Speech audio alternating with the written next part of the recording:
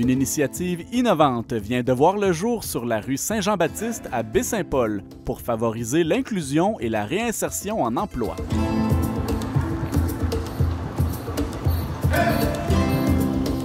Au cours de la dernière semaine, les services de main-d'œuvre L'Appui ont inauguré un tout nouveau volet à leur mission, un restaurant à vocation sociale.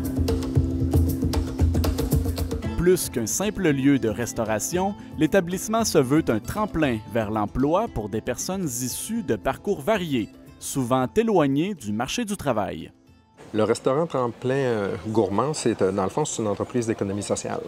Alors, le but de l'aventure, dans le fond, c'est d'avoir comme une entreprise école, si on veut, là, pour intégrer au marché du travail des clientèles qui sont inscrites dans nos différents services d'intégration socio-professionnelle. C'est un nouveau volet qui est un peu beaucoup sur le modèle des entreprises d'insertion, de circonstances, mais qui n'est pas financé comme une entreprise d'insertion. C'est une espèce de projet pilote qu'on fait parce qu'on avait l'infrastructure, puis c'est un premier vraiment projet pilote, une tentative qu'on fait. La décision d'ouvrir le nouvel établissement est le fruit d'une réflexion amorcée il y a plusieurs mois. On a perdu notre locataire du restaurant ici au mois de novembre 2024. Les mois qui ont suivi, on a tenté de louer le restaurant. Et puis, on avait quand même des gens sérieux. On pensait que ça allait faire. Puis, on s'est finalement ramassé au mois de la fin mars, même début avril, avec finalement personne. Alors là, devant le fait accompli, là, de dire, bien, est-ce qu'on laisse la terrasse en plein cœur de Saint-Jean-Baptiste fermée l'été? Ça nous apparaissait que ça n'avait pas beaucoup de bon sens. Il fallait faire quelque chose de nous-mêmes, peut-être. Fait qu'on s'est motivés. On s'est recoussé les manches, puis on était conscient qu'il nous restait très peu de temps, hein, parce qu'on a quand même monté l'aventure en peut-être 6-7 semaines. Ça veut dire partir du début. Ça veut dire penser à un logo, penser à une image, penser à un nom. Aussi loin que ça, est-ce qu'il y a des permis? Quel permis? C'est une nouvelle aventure, là.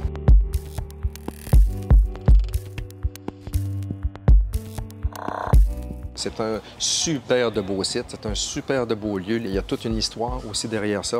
Puis pour moi, je voulais que nous, même le conseil d'administration, on voulait que ce soit vivant, on voulait que ce soit occupé, puis que c'est ça, offrir à la population une belle expérience. C'est à même ses propres programmes que l'organisme a puisé pour recruter le personnel du nouveau restaurant. Des gens qui étaient déjà inscrits dans nos services, donc qui étaient en recherche d'emploi ou en suivi, en intégration socio-professionnelle avec nos conseillères en emploi. Et puis, on a notre Nathalie qui nous a fait beaucoup de références de clientèle qui sont devenus, dans le fond, des salariés, des employés pour au moins la période estivale, la période du temps du projet, là. Les jeunes sont en veille? Oui. Ils ont pris un 5 minutes de break, là. Le fonctionnement de l'établissement est rendu possible grâce à une association avec un chef cuisinier de Saint-Hilarion. Ça fait appel donc à des compétences complémentaires, supplémentaires qu'on n'a pas nécessairement à l'interne.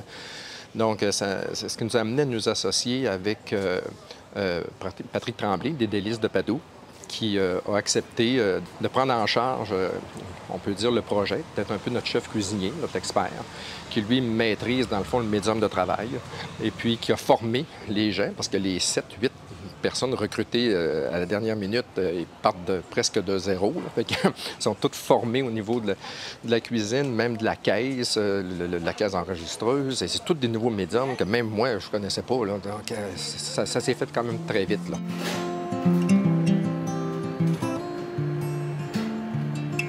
Le directeur général souhaite que le tremplin puisse contribuer au domaine de la restauration dans la région de Charlevoix.